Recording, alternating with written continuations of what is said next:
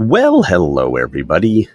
Good evening, and a very happy Tuesday to you all. It is Tuesday, which means we get story time tonight. And what's our story time? Well, it's Split Infinity by Piers Anthony, Book 1 of the Apprentice Adept series. As anybody who has been watching the last couple of weeks knows, we're a couple of weeks into this now. We'll be starting chapter 7 tonight. And, well, lots has happened in the meantime. We have been introduced to the world of phase. We have been introduced to the world of proton. Proton is the science world, and phase is the fantasy world. Thus, Split Infinity. Isn't it nice how that works? So we'll be continuing along with that this evening and having a little bit of fun. So let's start with going over a little bit about what happened in the last stream. Of course, if you want to catch up on any of the previous chapters, they are all available on my YouTube channel, youtube.com/@SirArminius. You can go and listen and watch and get caught up on all of the happenings that have happened. So make sure if you're interested, stop out there and do that. Like, subscribe, follow, do all of those fun things for me, would you? So let's talk a little bit about what our last session was about. Stile was hiding from people that were out to kill him. A citizen. So let's start out with, he was fired by the citizen he was originally with because he refused to go in and have surgery to fix his knees. He was concerned that he would not survive the encounter, and if he did survive the encounter, he would be forced to race on horses once again. And if he had to race on horses once again, he was concerned that he would not survive the encounter. So he chose not to have the surgery. The citizen fired him because of that. And so then, he moved into, basically being unemployed. Well, another citizen immediately contacted him. The autonomous robots, the self-willed robots who he found out about and are helping him. Yes, there are self-willed robots. Intercepted the call. It was from somebody basically saying, hey, you come and work for me. We're going to take your brain out. We're going to put it into a cyborg. And that is all there is to it. You have no choice. You have no options. These are the things that you will do. So he obviously says, no, if I'm not having surgery on my knees, I'm not getting my brain put into a cyborg body. And he insults the citizen while he is at it, and then has to flee. Flee. Because the citizen basically gets pissed and sends a death squad after him. So he goes and, with the help of Sheen, he goes and hides. They are able to elude pursuit, but then they sent in a Sheen lookalike to come back and try to find him. He exposes himself. they get away from those. And while he is doing that, so while he was hiding, he saw people disappearing in the hallway. Didn't know what was going on. But basically, while he is in that fight, he goes through the curtain. The curtain takes him to a lush forest. And he has no way to be able to get back from there. He has no idea how to be able to do so. He thinks he's just been transported through matter transmission, but we all know he's been transported to a fantasy world. Well, now he is over in phase. He's able to barely communicate with Sheen through the curtain. She is not able to go through the curtain. By shouting, he can make himself heard. They communicate a little bit, and Stile realizes that he's going to have to leave this area and go find out what's going on so he can figure out how he can get back. So he does so. He encounters another serf from the planet Proton who is helpful, puts on some clothes over there, which serfs don't wear clothes, but he puts on some clothes over there, and he gives Stile an amulet to be able to magically, make himself clothed by invoking the amulet. Well, he invokes the amulet, and it turns into a demon that tries to choke, murder, and kill him. He is able to successfully get himself away, through a bit of a fight, but manages to do so. And as he got himself away, he does so by basically, let's call it, what it is. He basically ends up having to kill the demon. But it's a demon, who cares? Because it's a demon. So there we have it from there. He decides that in order to be safe, he needs to find himself a horse, because he was a jockey. He feels comfortable around horses. That's something that he can live with. He knows them. He trusts them. So looking around the area that he is, he says, this is ideal horse territory. Let's go find a horse.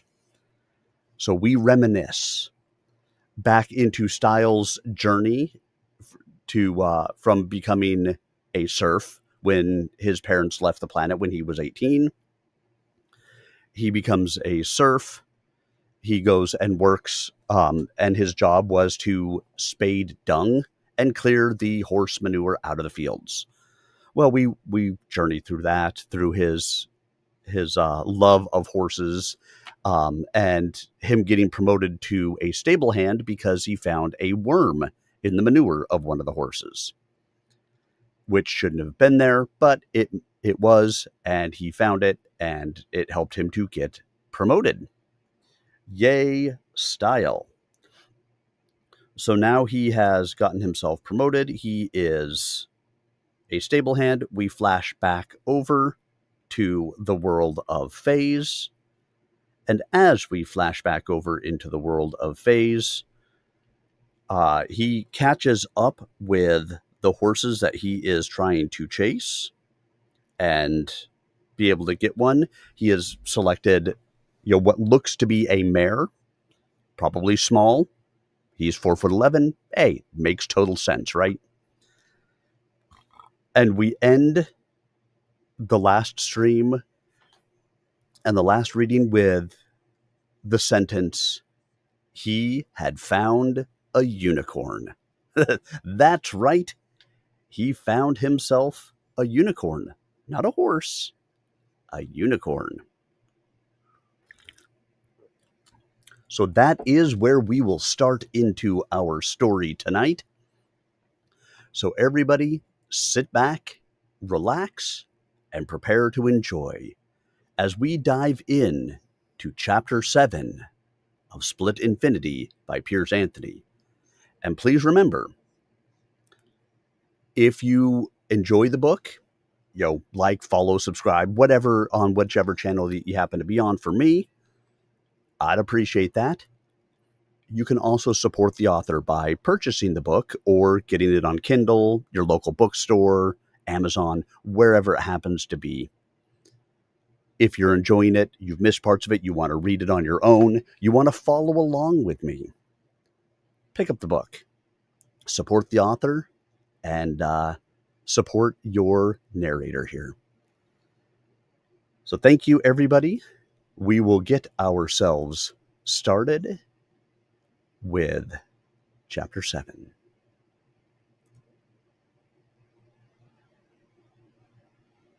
Chapter 7. Nasa. He must have gasped, for the mare raised her head alertly. She had, of course, been aware of his approach before. Horses, unicorns, had sharp hearing. She had not been alarmed, which itself was remarkable, if she were wild, so had continued grazing. Equines were like that. They startled readily, but not when they thought they had the situation in hand. Evidently, this little lady unicorn was much the same. This was a fantasy world where magic evidently worked. He had already established that. He still felt the burn on his neck where the amulet demon's chain had scraped. So why shouldn't this world have magic animals too? That made perfect sense. It was only that he had never thought it through before assuming that these were horses.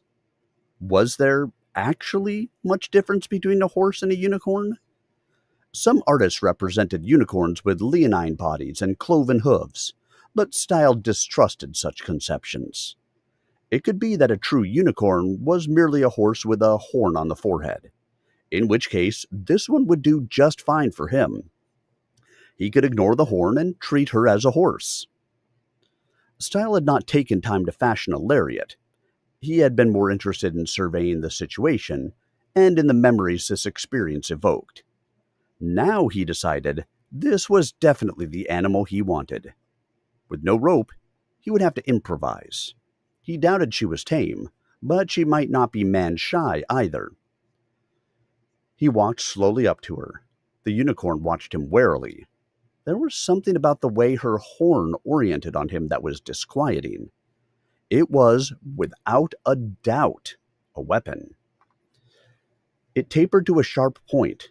It was a veritable spear. This was a fighting animal. Scratch one assumption, he could in no way afford to ignore that horn. "Now, my name's Stile," he said in a gentle voice. "Stile as in fence. You may not know about that sort of thing, though. I need a steed, because I may have a long way to go, and I can get there faster and better if I ride. I am a very good endurance runner for a man, but a man does not compare to a good unicorn. I would like to ride you. What is your name?" The unicorn blew a double note through her horn. This startled Stile. He had not realized the horn was hollow. He had been speaking rhetorically, expecting no response. Her note was coincidental, of course. She could hardly be expected to comprehend his words. It was his tone of voice that mattered, and the distraction of it while he approached. Yet that note had sounded almost like a word. "Nasa?" he asked, voicing it as well as he could. There was a fluted snort of agreement, or so it seemed to him. He reminded himself to be careful how he personified animals. If he ever got to believing he was talking with one on a human basis, he'd have to suspect his own sensibility. He could get himself killed, deluding himself about the reactions of a creature with a weapon like that. "Well, Nasa, what would you do if I just got on your back and rode you?" He had to keep talking, calming her, until he could get close enough to mount her. Then there would be merry hell for a while. A necessary challenge. The unicorn whipped her horn about in a menacing manner and stomped her left forefoot. Her ears flattened back against her head. The language of unicorns was obviously like that of horses, with absolutely clear signals, for those who knew how to interpret them. She might not comprehend the specific meaning of his words, but she knew he was encroaching and was giving adequate warning. If he tried to ride her, she would try to throw him, and if he got thrown, he would be in serious trouble. This was indeed no tame animal. This was a creature who knew of men and did not fear them, and when sufficiently aggravated, would kill. A wildcat was not merely a house cat gone wild. A unicorn was not merely a horse with a weapon. The whole psychology differed. Nesa's every little mannerism told him that. He had no doubt now that there was blood on her horn from other creatures who had failed to heed her warnings. Yet, he had to do it. Nesa, I'm sorry, but a demon tried to kill me not long ago, and in this frame of magic, I am not well equipped to protect myself. I need to get away from here, and I'm sure you can take me so much better than I can take myself. Men have always depended on horses, equines, to carry them, before they started messing with unreliable machines like automobiles and spaceships. He stepped closer to her, hand outstretched, saying anything, just so long as he kept talking. She lifted both forefeet in a little prance and brought them down together in a clomp directed at him. Her nose made a hooking gesture at him, and she made a sound that was part squeal and part snort and part music. The sort of music played in the background of a vid show when the horrible monster was about to attack. This was as forceful a warning as she could make. She would not attack him if he departed right now, as she preferred simply to graze and let graze. But she would no longer tolerate his presence. She was not at all afraid of him. A bad sign. She just didn't like him. Now Stile remembered the folklore about unicorns. How they could be caught only by a virginal girl. The unicorn would lay his head in her lap, and then an ambush could be sprung. Probably this had been a cynical fable. How do you catch a mythical animal? With a mythical person. Implication: virgins were as rare as unicorns. Clever, possibly true in medieval times, and beside the point. How could it relate to a man and a female unicorn? Would she put her head in his lap? Only to unman him, surely. More likely the matter related to riding. Only a person pure in spirit could ride a unicorn. And in such myths, purity was defined as sexual abstinence and general innocence. Stile had no claims to such purity. Therefore, this could be a very difficult ride. But, mythology aside, he expected that sort of ride anyway. I'm really am sorry to do this, Nesa, Stile said, and leaped. It was a prodigious bound, the kind only a highly trained athlete could perform. He flew through the air to land squarely on the unicorn's back. His hands reached out to take firm grip on her mane, his legs clamped to her sides, and his body flattened to bring him as close to her as physically possible. Nesa stood in shocked surprise for all of a tenth of a second. Then she took off like a stone from a catapult. Stile's body was flung off, but his hands retained their double grip on her mane, and in a moment his legs had dropped back and were clamping her sides again. She bucked, but he clung close, almost standing on his head. No ordinary horse could buck without putting its head down between its front legs. It was a matter of balance and weight distribution. Nesa managed it, however, providing Stile with just a hint of what he was in for. Normal limits were off. Here, this was, for sure, a magic animal. She reared, but he stayed on her like a jacket. She whipped her head about, spearing at him with her horn.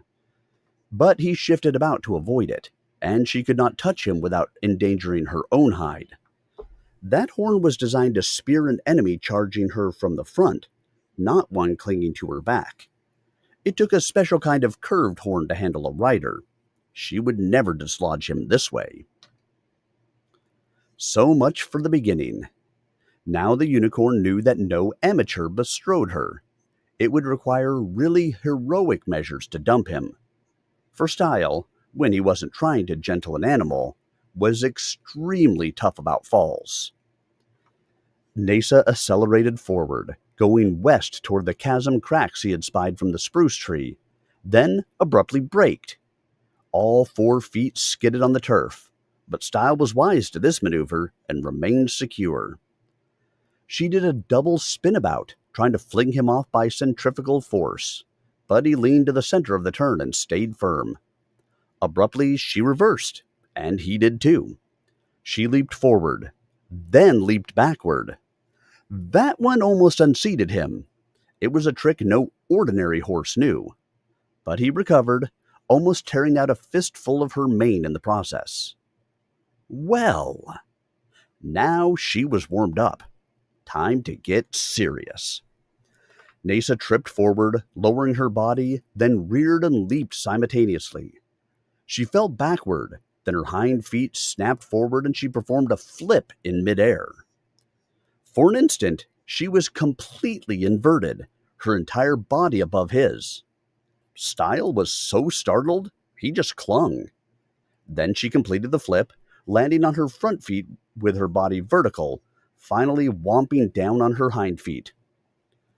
Only the involuntary tightening of his hands had saved him. A horse doing a backflip! This was impossible. But, he reminded himself again, this was no horse. This was a unicorn, a creature of fantasy. The mundane rules simply did not apply here. Next, Nasa went into a spin.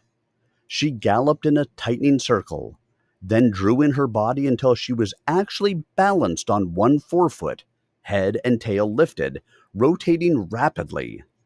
Magic indeed. Stile hung on, his amazement growing. He had known he would be in for a stiff ride, but he had grossly underestimated the case. This was akin to his fight with the demon. Well, maybe that was a fair parallel. 2 magical creatures, one shaped like a humanoid monster, the other like a horse with a horn. Neither subject to the limitations of conventional logic. He had been foolish to assume that a demon that superficially resembled a horse was anything close to that kind of animal. He would remember this lesson, if he happened to get out of this alive. Now Nasa straightened out, stood for a moment, then rolled. Her back smacked into the ground, but Stile had known when to let go. He landed on his feet and was back on her back as she regained her own feet. "Nice try, Nasa," he said as he settled in again. She snorted. So much for round 2. She had only begun to fight. Now she headed for the nearest copse of trees. Stile knew what was coming. The brush-off. Sure enough, she passed so close to a large trunk that her side scraped it, but Stile's leg was clear, as he clung to her other side in the fashion of a trick rider. He had once won a game in which the contest was trick riding. He was not the finest, but he was good. Nasa plunged into a thicket. The saplings brushed close on either side, impossible to avoid, but they bent aside when pushed and could not sweep off a firmly anchored rider who was prepared. She shot under a large horizontal branch, stout enough to remove him, but again he slid around to the side of her body, avoiding it, and sprang to her back when the hazard was past. Real riding was not merely a matter of hanging on. It required positive anticipations and countermoves to each equine effort. He could go anywhere she could go. Nasa charged directly toward the next large tree, then planted her forefeet, lifted her rear feet, and did a front foot stand that sent her back smashing into the trunk. Had he stayed on her, he would have been crushed gruesomely. No game, this. But Stile, now wise in the ways of unicorns, had dropped off as her motion started. He had less mass than she, weighing about an eighth as much, and could maneuver more rapidly than he had to. As her rear feet came back to the ground, Stile's rear feet came back to her back, and his hands resumed their clutch on her mane. She snorted again. Round 3 was over. Round 4 was coming up. How many more tricks did this phenomenal animal have? Stile was in one sense enjoying the challenge, but in another sense, he was afraid. This was no proton game, where the loser suffered no more than loss of status. This was his life on the line. The first trick he missed would be the last. Nasa came out onto a grassy plain. Now she accelerated. What was she up to this time? It didn't seem so bad, and that made him nervous. Beginning with a walk, she accelerated to a slow trot. The speed differential was not great, as a slow trot could be slower than a brisk walk. In fact, Stile had worked with lazy horses who could trot 1 meter per second, rather than the normal 3 or 4 meters per second. The distinguishing mark was the beat and pattern.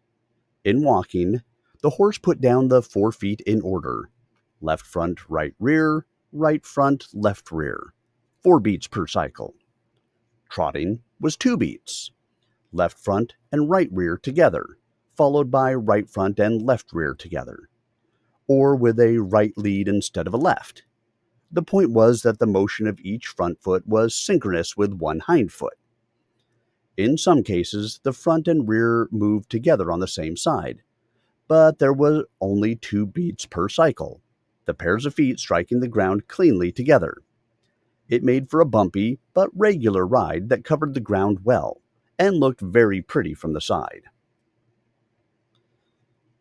A slow trot could be gentle, a fast one could be like a jackhammer, but a trot was definitely a trot. At any speed, there was no mistaking it. Stile liked trotting, but distrusted this one. He knew he had not seen the last of this mare's devices. Next, she broke into a canter. 3 beat. Left front, then right front, left rear together, and finally right rear, like a cross between a walk and a trot, and the ride a kind of gentle swooping. All perfectly conventional, and therefore not to be trusted. She had something horrendous in her canny equine mind. Finally, she reached a full gallop, a modified 2 beat, the 2 front legs striking almost but not quite together, then the rear 2.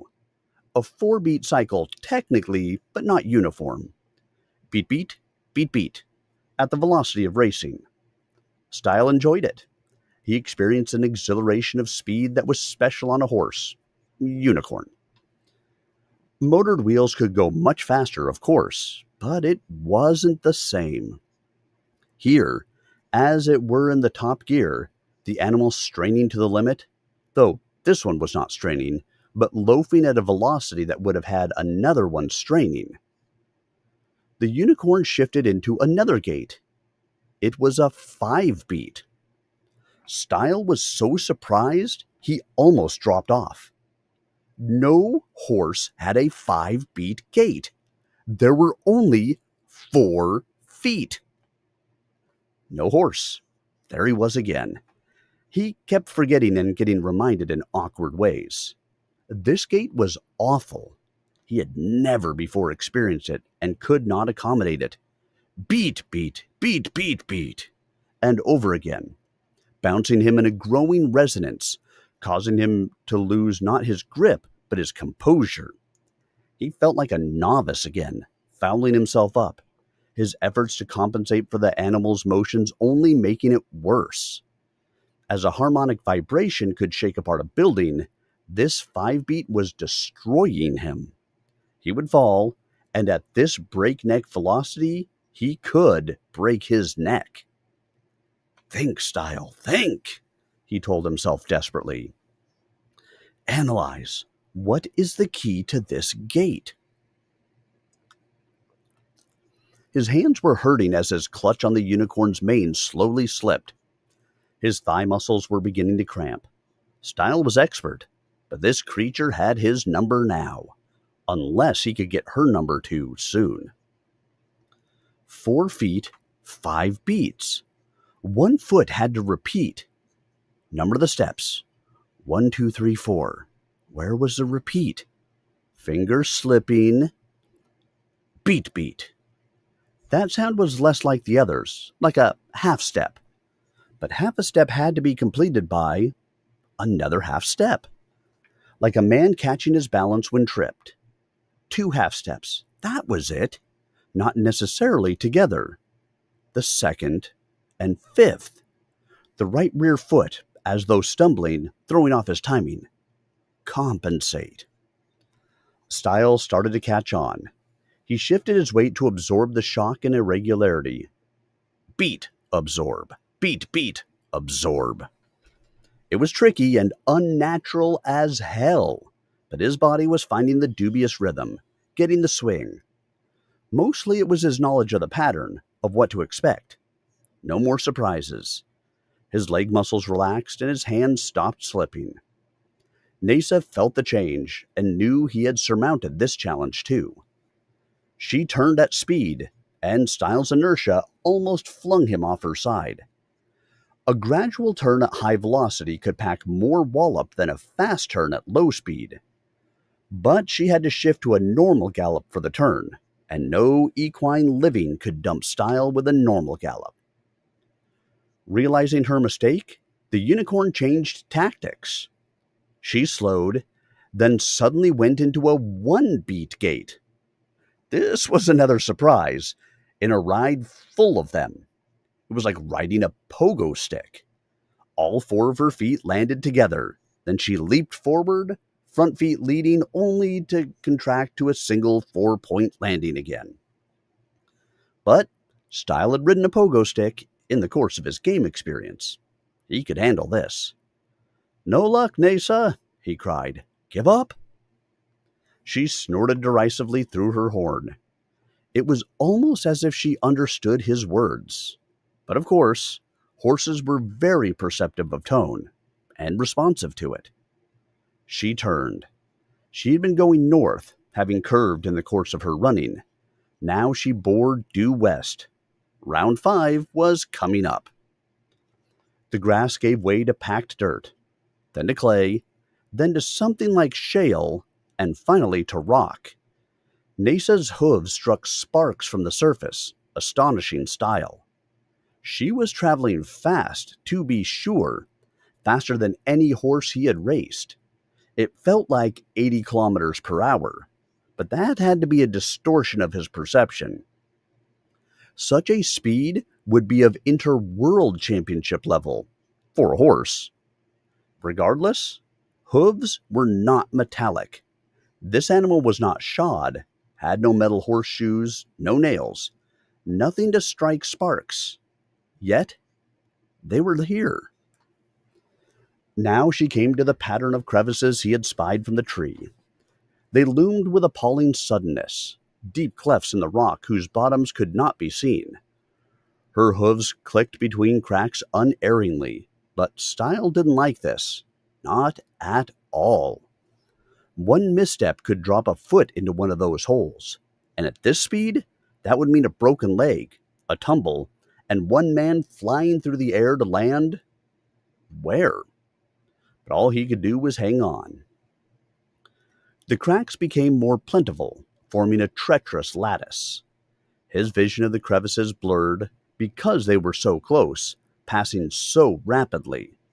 They seemed to writhe in their channels, swelling and shrinking, now twisting as if about to burst free, now merging with others or splitting apart. He had noted a similar effect when riding the game model train as a child, fixing his gaze on the neighboring tracks, letting them perform their animations as he traveled. But these were not rails, but crevices, getting worse. Nasa danced across the lattice as Stile watched with increasing apprehension. Now these were no longer mere cracks in the surface. These were islands between gaps, Nasa was actually traversing a chasm, jumping across from stone to stone, each stone a platform rising vertically from the depths. Stile had never seen such a landscape before. He really was in a new world. New in kind as well as in region. Now Nasa was leaping, using her one-beat gait to bound from one diminishing platform to another. Sometimes all 4 feet landed together, in a group, almost touching each other. Sometimes they were apart, on separate islands. She was obviously conversant with this place, and knew where to place each hoof, as a child knew where to jump amid the squares of a hopscotch game, proficient from long practice. Perhaps Nasa had mastered this challenge in order to avoid predators. No carnivore could match her maneuvers here, surely. The creature would inevitably misstep and fall between islands, perhaps prodded by the unicorn's aggressive horn. And that would be the end. So her trick gait made sense. It was a survival mechanism. Probably the 5-beat gait had a similar function. What terrain was it adapted to? Nasa danced farther into the pattern. The islands became fewer, smaller, farther apart. Now Stile could peer into the lower reaches of the crevices, for the sunlight slanted down from almost overhead. Had it been only 6 hours from the start of this day? It seemed much longer already. The fissures were not as deep as he had feared, perhaps 2 meters, but they terminated in rocky creases that could wedge a leg or a body, and they were getting deeper as the unicorn progressed. This was a test of nerve as much as of agility or riding ability. As it happened, Stile had the nerve. "Let's face it, Nasa," he said. He tended to talk to horses. They listened well, politely rotating their pointed furry ears around to fetch in larger scoops of his sound, and they did not often talk back. "We're in this together now. What would I gain by falling off? A broken leg? If it's all the same to you, oh prettiest and sure-footed of equines, I'll just stay on." He saw her left ear twitch as if shaking off a fly. She heard him all right, and was not pleased at the confidence his tone exuded. But the acrobatic challenge was not what the unicorn had come for. Suddenly, she leaped into the depths of a larger crack. It was 2 meters wide, shallow at the near end, but bearing lower. The sides seemed to close in as she plunged deeper. Where was she going? Stile did not like this development at all. Nasa swung around a chasm corner and dropped to a lower level. This crack narrowed above. They were in a partial cave, light raying from the top. Cross cracks intersected often, but the unicorn proceeded straight ahead. A demon roared, reaching from the side. Where had it come from? A niche at the side, hidden until they were beside it. Stile ducked his head and the thing missed him. He glimpsed it only briefly. Glaring red eyes, shining teeth, glistening horns, talon claws, malevolence. Typical of the breed, no doubt. Another demon loomed, grabbing from the other side. Stile flung his body away, and this one also missed. But this was getting bad.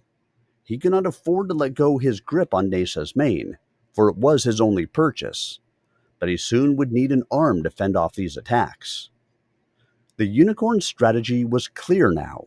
She was charging through the habitat of monsters, hoping one of them would pluck the unwanted rider from her back. The demons were not grabbing at her. They shied away from her deadly horn, instead snatching from the sides. They seemed akin to the demon of the amulet that he had fought before, except that their size was constant. Stile knew he would not survive long if one of those monsters nabbed him. He had already learned how tough demons were. He would have to compromise. Nasa could not turn abruptly, for these crevices defined her route. The demons stood only at intersections and niches. There was not room enough in a single crevice for unicorn and demon. So this was a set channel with set hazards. He should be able to handle it, if he were careful. Another intersection, another demon on the right. Stile let go Nesa's mane with his right hand and lifted his arm to ward off the attack. He did it with expertise, striking with his forearm against the demon's forearms, obliquely, drawing on the power of his forward momentum. The leverage was with him, and against the reaching demon. Stile was sure of that. There was art to blocking, no matter what was being blocked. Nesa felt his shifting of weight and tried to shake him off, but the channel bound her. She could not act effectively. Her trap inhibited her as much as him. It was evident that the demons were not her friends, otherwise she would simply stop and let them snatch him off. No, they were enemies, or at least unfriends. She neither stopped nor slowed, lest the demons get her as well as him. They probably liked the taste of raw unicorn flesh as well as they liked the taste of human flesh.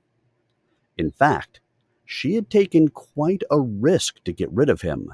She just might get rid of herself, too. "Nesa, this is no good," Stile said. "This should be between you and me.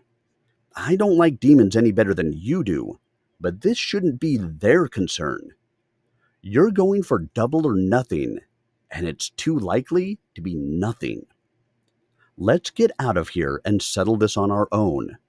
Whoever wins, and whoever loses, let's not give the pleasure of our remains to these monsters."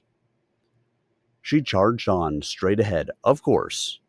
He knew he was foolish to talk to himself like this. It really accomplished nothing. But stress gave him the compulsion. The demons kept grabbing, and he kept blocking.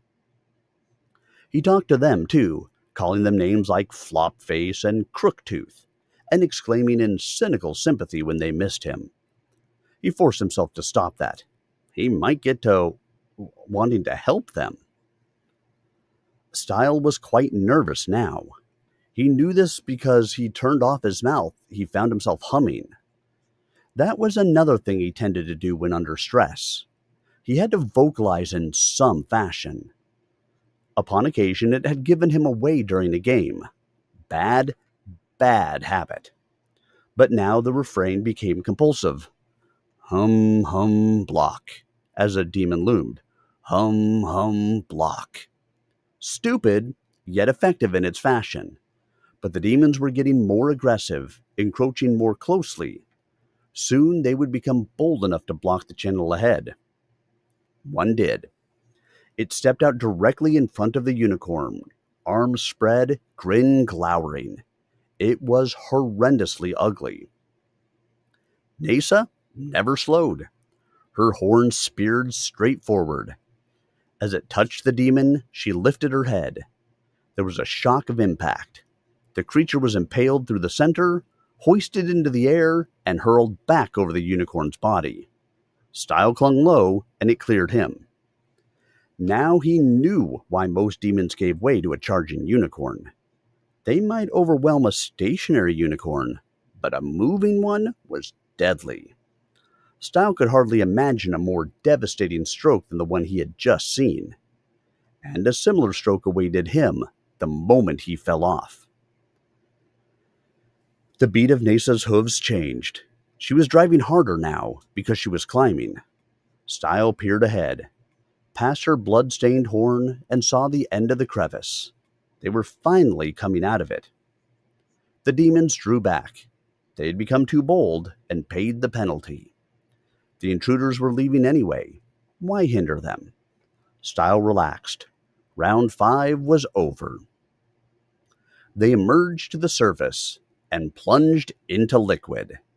The northern end of the cracks terminated in water. A river flowed down into them, quickly vanishing into the deeper crevices. But to the north it was broad and blue. Nesa splashed along it. The water was only knee-deep here. The river curved grandly, like a python, almost touching itself before curving back. "The original meander," Stile remarked. "But I don't see how this is going to shake me off, Nesa." However, if he had to be thrown, He would prefer that it be in water. He was, of course, an excellent swimmer. Then the water deepened, and the unicorn was swimming. Stile had no trouble staying on. Was she going to try to drown him? She had small chance. He had won many a game in the water and could hold his breath a long time. She did not try. She merely swam upstream with amazing facility, much faster than any ordinary horse could do, and he rode her through all but her head and his head were immersed. The river was cool, not cold. In fact, it was pleasant. If this were round 6, it was hardly a challenge. Then he felt something on his thigh. He held onto the mane with his right hand, wary of tricks, and reached with his left, and found a thing attached to his flesh. Involuntarily, he jerked it off, humming again. There was a pain as of abrading flesh, and it came up, a fish-like creature with a disc for a head, myriad tiny teeth projecting. It was a lamprey, a blood-sucking eel-like creature, a parasite that would never let go voluntarily. Another minor monster from the biological museum exhibits, here alive. Stile looked at it horrified. Magic he found incredible, therefore it didn't really bother him. But this creature was unmagical and disgusting. He heard the loudness of his own humming. He tried to stop it, ashamed of his squeamishness, but his body would not obey. What revulsion! Another sensation. He threw the lamprey away with a convulsive shudder and grabbed the next from his side. It was a larger sucker. There was little he could do to it one-handed. It was leather tough. He might bite it. That would serve it right. A taste, literally, of its own medicine. But he recoiled at the notion. Ugh! The nauseous beasties did not seem to be attacking the unicorn. Was it her hair or something else? She could hardly use her horn to terrorize something as mindless as this. Nasa kept swimming up the river, and Stile kept yanking off eels, humming grimly as he did. He hated this. He was absolutely revolted, but he certainly was not going to give up now. The unicorn dived, drawing him under too. Stile held his breath, clinging to her mane. It was work for her to stay under, as her large equine belly gave her a good flotation. He was sure he could outlast her. She would have to breathe, too. She stayed down a full minute, then another. Only the tip of her horn cut the surface of the water like the fin of a shark. How long could she do it? He was good at underwater exploits, but he was getting uncomfortable. Then he caught on. Her horn was a snorkel. She was breathing through it. She had no air limit. His lungs were hurting, but her neck was too low. He could not get his head high enough to break the surface without letting go her mane. If he let go, he surely would not have a chance to catch her again. She would stab him if he tried. But he had a solution. He hauled himself up hand over hand to her head, where her black forelock waved like seagrass in the flow. He grabbed her horn. It was smooth, not knife-edged along the spiral. Lucky for him. There seemed to be little indentations along its length, the holes for the notes, at the moment closed off. His head broke water, and he breathed. She could not lower her horn without cutting off her own wind, and she was breathing too hard and hot to risk that. Equines had a lot of mass and muscle for their lungs to service, and she was still working hard to stay below. Nasa blew an angry note through her horn and surfaced. Stile dropped back to her back. He yanked off 2 more eels that had fastened to him while he was below, as if his cessation of humming had made them bold. Nasa cut to the edge of the river and found her footing. She charged out of the water. Stile had taken round 6. North of the river was a slope rising into a picturesque mountain range. The highest peaks were cloud-girt and seemed to be snow-covered. Surely she was not about to essay the heights. She was. She galloped up the slope, the wind drying out her hair and his. What an animal this was! An ordinary horse would have been exhausted by this time, but this one seemed to just be hitting her stride. The pace, however, was telling. Stile could feel her body heating. Horses, with or without horns, were massive enough to be short on skin surface to radiate heat. Therefore, they sweated, as did man, but still it could take some time to dissipate the heat pollution of overexertion. She would have to ease up soon, even if her muscles still had strength. She did not. The slope increased. Her hooves pounded harder. 1, 2, 3, 4. A good, hard-working gallop.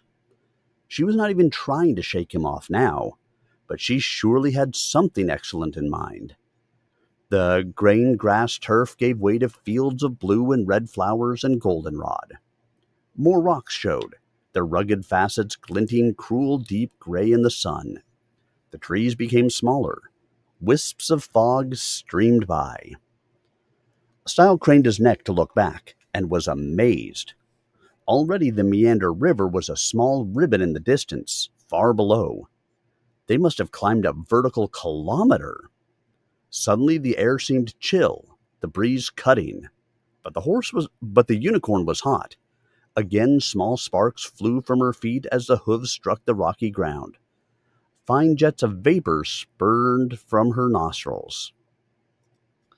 Vapor? Stile squinted, unbelieving. Those were jets of fire. No, impossible. No fleshed creature could breathe out fire. Living tissue wasn't able to. Stile nudged forward, freed one hand, and reached ahead to approach the flame he thought he saw. Ouch! His fingers burned. That was indeed fire. All right, once more, this was a magic land. He had accepted that provisionally. The laws of physics he had known did not necessarily apply, or if they were valid, they operated in different ways. Horses generated heat, so did unicorns.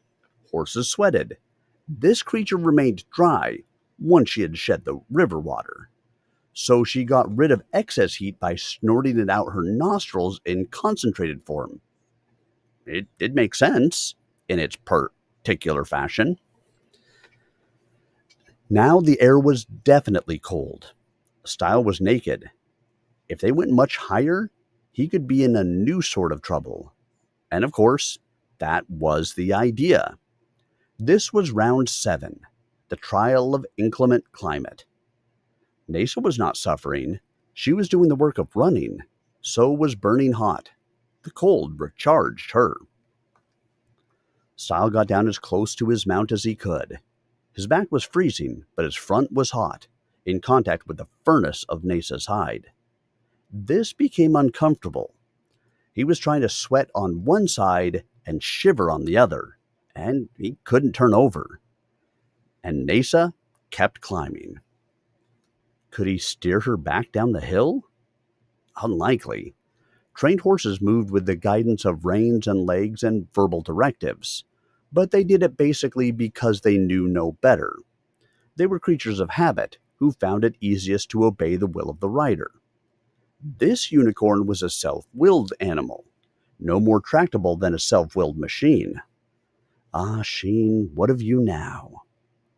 If he did not like her direction, he would have to get off her back. So he would just have to bear with it. He had to tame this steed before he could steer her, and he had to stay on before he could tame her. He found himself humming again. It seemed to help. Nasa's feet touched snow. Steam puffed up from that contact. She really had hot foot. She charged on up the side of a glacier. Ice chipped off and slid away from her hooves. Stile hummed louder, his music punctuated by his shivering. Crevices opened in the glacier.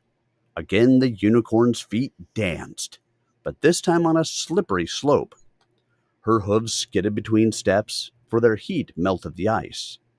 Those sparks were another heat dissipating mechanism, and though the snow and ice had cooled the hooves below sparking level, there was still plenty of heat to serve.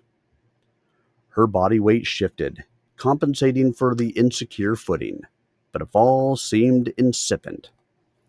Stile hummed louder yet. This was no miniature game mountain under a warm dome, with a cushioned landing for losers. This was a towering, frigid, violent landscape, and he was afraid of it. The cloud cover closed in.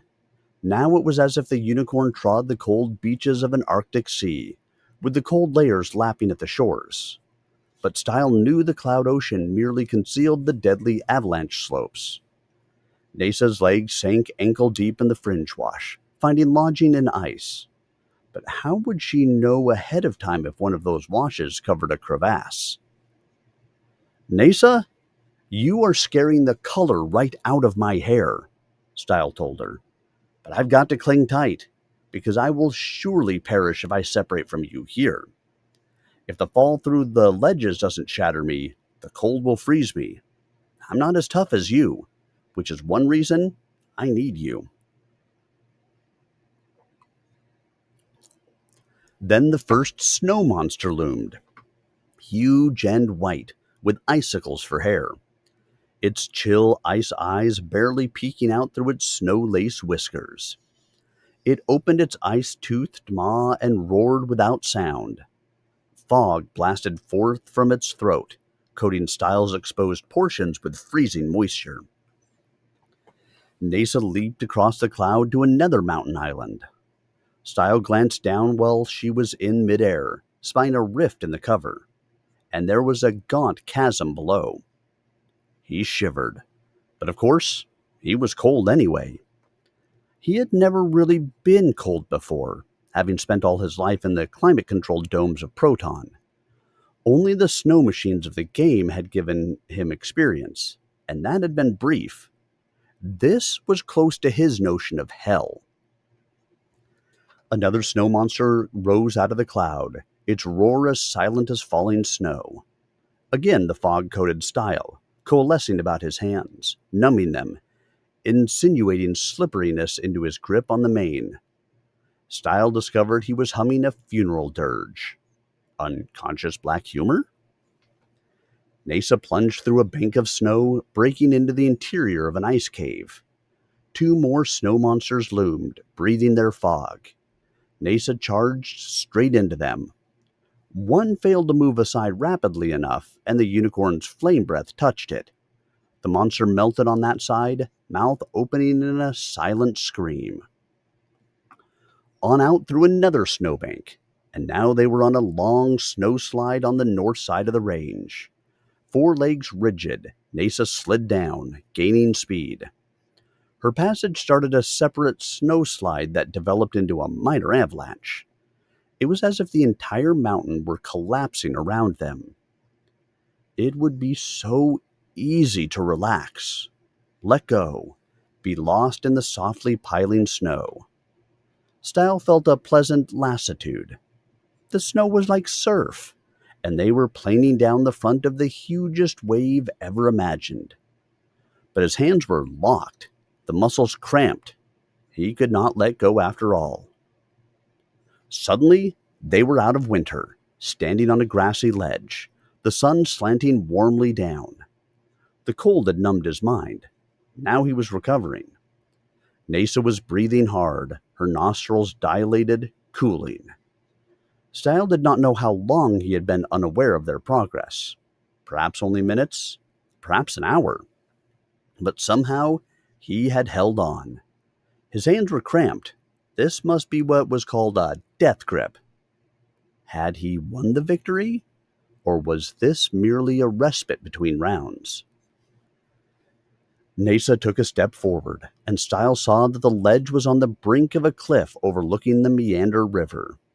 In fact, there was the roar of a nearby falls. The river started here, in the melting glaciers and tumbled awesomely to the rocky base. Sure death to enter that realm. Yet Nasa, fatigued to the point of exhaustion, was gathering herself for that leap. Stile, his strength returning through his muscles and skin, although they were sore from the grueling ride, stared ahead. Appalled. Enter that maelstrom of plunging water and cutting stone? She was bluffing. She had to be. She would not commit suicide rather than be tamed. The unicorn started trotting toward the brink. She broke into a canter, bunched herself for the leap. Stile flung himself forward, across her neck, half onto her head. His locked fingers cracked apart with the desperate force of his imperative, his arms flung forward. He grabbed her horn with both hands, swung his body to the ground beside her head, and bulldogged her to the side. She fought him, but she was tired and he had the leverage. He had rodeo experience too. They came to a halt at the brink of the cliff. A warm updraft washed over their faces, enhancing the impression of precariousness. Stile did not want to look down. Any crumbling of the support. Stile held her tight, easing up only marginally as she relaxed, not letting go. "Now, listen to me, Nasa," he said, making his voice calm. It was foolish of him, he knew, to speak sense to her, just as it was foolish to hum when under stress, but this was not the occasion to attempt to remake himself. The unicorn could not understand his words, only his tone, so he was talking more for himself than for her. But with the awful abyss before them, he had to do it. "Nasa, I came to you because I needed a ride. Someone is trying to kill me, and I am a stranger in this land, and I have to travel fast and far. You can go faster and farther than I can. You've just proved that. You can traverse regions that would kill me were I alone. So I need you for a purely practical reason." She continued to relax by marginal stages, one ear cocked to orient on him, but she had not given up. The moment he let go, she would be gone. Into the river, the hard way, and on into unicorn heaven, the eternal pasture. "But I need you for an emotional reason, too. You see, I am a solitary sort of man. I did not wish to be, but certain factors in my life tended to set me apart from my associates, my peer group. I have generally fared best when going it alone, but I don't like being alone. I need companionship. Every living, feeling creature does. I have found it on occasion with other men in a shared project and with women in a shared bed, and these are not bad things. But seldom have I had what I would call true friendship, except with another species of creature. I am a lover of horses. When I am with a horse, I feel happy. A horse does not seek my acquaintance for the sake of my appearance or my accomplishments. A horse does not expect a great deal of me. A horse accepts me as I am, and I accept the horse for what he is. A horse pulls his weight. I respect a horse. We relate. And so when I seek companionship, a really meaningful relationship, I look for a horse." Nasa's head turned marginally so that she could fix one eye squarely on him. Good. She was paying attention to the soothing tones. Stile eased his grip further, but did not let go of her horn. "So, I looked for you, Nasa, to be my equine companion. Because once a horse gives his allegiance, he can be trusted. I do not deceive myself that the horse cares for me in the same way I care for him." He tightened his grip momentarily in a brief outpouring of the emotion he felt. Or, for her, but a horse is loyal. I can ride a horse. I can play. I can sleep without concern, for the horse will guard me from harm. A good horse will step on a poisonous snake before a man knows the threat is present. The horse will alert me to some developing hazard, for his perceptions are better than mine, and he will carry me away in time. I looked for you, Nasa. I selected you from all the herd before I ever saw you directly, because you were not really of the herd. You were a loner like me. Because you were small like me, but also healthy like me. I understand and appreciate fitness in man and animal. Your hooves are clean, your manure is wholesome, your muscle tone is excellent, your coat has the luster of health, the sheen. No, that was the wrong word, for it reminded him again of Sheen the robot lass. Where was she now? What was she doing? How was she taking his absence? Was she in metallic mourning for him? But he could not afford to be distracted by such thoughts at this moment. In fact, you are the finest little horse I have ever encountered.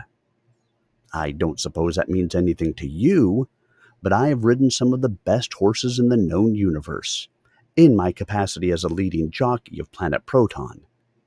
That's another world, though. Not one of those animals compares to you in performance, except that you are not really a horse. You are something else, and maybe you think I insult you, calling you a horse. But it is no insult. It is appreciation. I must judge you by what I know, and I know horses. To me, you are a horse with a horn. Perhaps you are fundamentally different. Perhaps you are superior. You do not sweat. You strike sparks from your hooves. You shoot fire from your nostrils. You play sounds on your horn. You have gaits and tricks no horse ever dreamed of. Perhaps you are a demon in equine form, but I doubt this. I want you because you most resemble a horse, and there is no creature I would rather have with me in a strange land to share my life for this adventure than a horse. He relaxed his grip further as she relaxed. She was not going to jump now, he hoped, but he wanted to be sure, so he kept on talking. It could be a mistake to rush things with a horse. Now, I thought I could conquer you, Nasa. I thought I could ride you and make you mine, as I have done so many times before with other horses. I see now I was wrong. I rode you, but you were not mine. You will kill yourself before you submit to the taming. I hardly know you, Nasa, but I love you. I would not have you sacrifice yourself to escape me. Stile felt moisture on his cheeks and knew he was crying again, as he had with Sheen. Few things could move him that way. A woman was one, a horse was another. No, do not hurt yourself for me. I grieve at the very thought. I will let you go, Nasa. I will not impose respect on you. You are the most perfect steed I could ever hope to associate with, but I will seek another, a lesser animal, for I must be accepted too. It must be mutual. I cannot love and be unloved. Go with my regret, my sorrow, and my blessing. You are free. And he let her go, slowly, so as not to startle her, and stepped back. Yet, I wish it had worked out, he said. Not merely because I can see how good you would have been for me, not only because the love of such a creature as you, not lightly given, is more precious than anything else I could seek, not only because you are another example of what I like to see in myself, in my foolish private vanity, the proof that excellence can indeed come in small packages. No, there is more than that. I believe you need me the same way I need you. You are alone. You may not be aware of it, but you need a companion too, one who respects you for what you are. You are no ordinary mare. He saw a scrape on her foreleg. Oh, Nasa! You were hurt on that run. He squatted to examine it. Pain lanced through his knees and he fell over, dangerously near the brink. He clutched at turf and drew himself back to safer ground. Sorry about that, he said sheepishly. I have bad knees. Never mind. He got up carefully, using his hands to brace himself, for rising without squatting was awkward. He had never fully appreciated the uses of his knees until their capability was diminished. He approached Nasa slowly, still careful not to startle her, then bent from the waist to look at her leg. I could wash this off for you, but there's no water here, and I think it will heal by itself. It is not serious, and the blood helps clean it. But let me check your feet, Nasa. I do not want to leave you with any injuries of my making, and feet are crucially important. May I lift your left front foot? He slid his hand down along her leg, avoiding the scrape, then drew on the ankle. Easy, easy. I just want to look to see if there are any cracks. Cracks in hooves are bad news. The foot came up, though the unicorn was obviously uncertain what he was doing, and he looked at it from the bottom. It was still fairly warm. Wisps of vapor curled from the fog, the central triangle of the hoof. No, that is a fine, clean hoof. A little chipped around the edges, but no cracks. You must get plenty of protein in your diet, Nasa. He set the foot down. I should check the others, but I fear you would misunderstand. This is one thing a man can do for his horse. He can check the feet, clear the stones or other obstructions, file them down when they wear unevenly or get badly chipped. The welfare of the steed becomes the responsibility of the man. When food is scarce, the man provides. When there is danger, the man fights to protect the horse. Some animals who prey on horses are wary of men. I may face down a wolf, while you... He looked at her horn. No, you could handle a wolf. You don't need the likes of me. Why should I deceive myself? I could tell you that to be the associate of a man is to be protected by the intelligence of a man, by his far-sighted mind, that a man will anticipate danger and avoid it for both himself and his mount. His brain makes up for his lesser perceptions. He will steer around sharp stones that might crack hooves. But why should this have meaning for you? You have savvy like none I have seen in any horse. You don't need protection. I delude myself in my desperate need to justify myself, to think that I could in any way be worthy of you. A fly buzzed up, landing on Nasa. She shook her skin in that place, as horses did, but the fly refused to budge. Her tail flicked across, but the fly was on her shoulder, out of range. She could get at it with her mouth, but then she would have to take her attention off Stile. The fly, with the canny ruthlessness of its kind, settled down to bite. Stile experienced sudden heat. Now, don't startle, Nasa, he said. I'm going to slap that bastard fly so it can't bother you. Easy now. He slapped. The fly dropped. I hate biting flies, Stile said. I have known them hitherto only through research, but they are the enemies of horses. I will not tolerate them on any animal associated with me. He stepped back, shrugging. But I am showing my foolishness again. You can handle flies. Goodbye, Nasa. I hope you were happy, and that you graze forever in the greenest pastures. Stile turned and walked away from the brink, listening only to make sure the unicorn did not jump. His heart was heavy, but he knew he had done the right thing. The unicorn could not be tamed. What a treasure he was leaving behind. There was a strange rippling in the grass of the ledge. It had been occurring for some time, but only now was he fully conscious of it. It was as if he were in a pool, and a pebble had dropped in, making a spreading series of circular waves. But there was no water.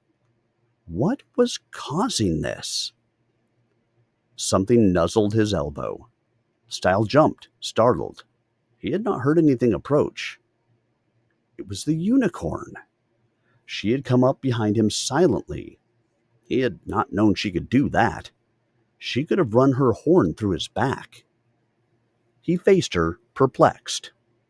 Nesa's ears were forward, orienting on him. Her muzzle quivered. Her great brown eyes were wet, gleaming like great jewels. She lifted her head and nibbled on his ear, gently, caressingly. She made a little whinny, cajoling him. "Oh, Nesa," he breathed, lifted by an explosion of joy. He had won her, after all.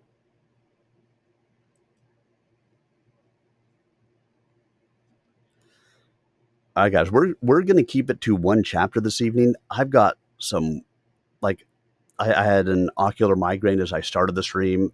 I have kind of a sore throat and some dry mouth at the moment. That's why I've been drinking throughout the thing. So we're going to keep it to one chapter tonight. But again, if you want to catch any more of the book, you can always go out to my YouTube channel, youtube.com/@SirArminius, and catch some more of the book. I will have this chapter posted up this evening. When I end the stream, I will go and get that put up there. But I want to say thank you to all of you guys. I hope you enjoyed Chapter 7. It was a good chapter. Very adventurous. Meandering all about as Nesa and Stile got to contend with each other. So I will be back again tomorrow. Tomorrow is Abomination Vaults, a Pathfinder campaign on Foundry VTT. So I hope you guys will stop on by and join me. And I will be back as well Thursday night for Stompy Mech Night. Thank you to all of you. The greatest gift that you can give to me is a gift of your time. And I appreciate that you guys gave me that gift this evening, whether it was for 5 minutes or for an hour and a half. Again, a little bit shorter than normal tonight, but sometimes that's the way it is. I hope you guys have yourselves a wonderful rest of your evening and a fantastic week until I see you again. Good night, everybody.